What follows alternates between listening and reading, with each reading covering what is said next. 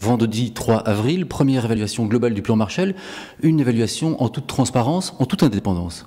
Tout à fait. On est sans doute un des seuls gouvernements au monde, pour ne pas dire le seul, à avoir recouru à des experts indépendants. Un marché public européen appelant à de la consultance, un institut de statistiques indépendant, des académiques dans le comité de pilotage, des experts internationaux. Donc, on a une évaluation qui nous dit quoi? D'abord qu'on est enthousiaste à l'endroit du plan Marshall, que les acteurs économiques et sociaux nous disent surtout continuer à développer l'esprit dynamique et innovateur du plan Marshall et faites en sorte qu'il y ait une pérennité, une durée dans le temps.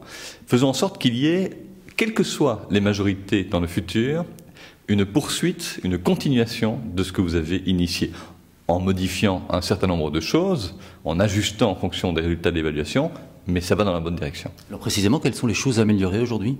On va d'abord commencer par ce qui marche. C'est quand vous voyez dans les éléments statistiques, près de 27 000 emplois déjà aujourd'hui qui sont ou réalisés ou en cours. C'est 11 000 entreprises qui entrent en partenariat avec cette dynamique plan Marshall.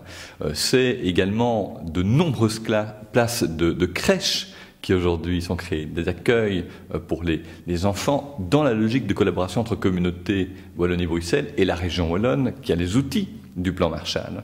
Alors ce qui peut être vraisemblablement amélioré encore à l'avenir, c'est faire en sorte, par exemple, qu'on ait demain la faculté d'être plus pointu dans certains domaines, notamment le domaine du développement durable. Le développement durable est un des points qui est porteur de sens, de mobilisation au sens économique du terme, et donc il faut aujourd'hui s'en servir. Un plan Marshall 2.0, c'est pour bientôt? Alors on récolte tous les avis et les évaluations qui vont nous permettre de constituer ce plan Marshall 2.0. C'est l'avis de la commission Zénob sur le plan économique, c'est l'avis des états généraux de la recherche, c'est également l'évaluation de l'IWEPS, le rapport du délégué spécial plan Marshall. Tout ça, eh bien, ce sont les pièces du puzzle de ce plan Marshall 2.0 à constituer pour la prochaine législature.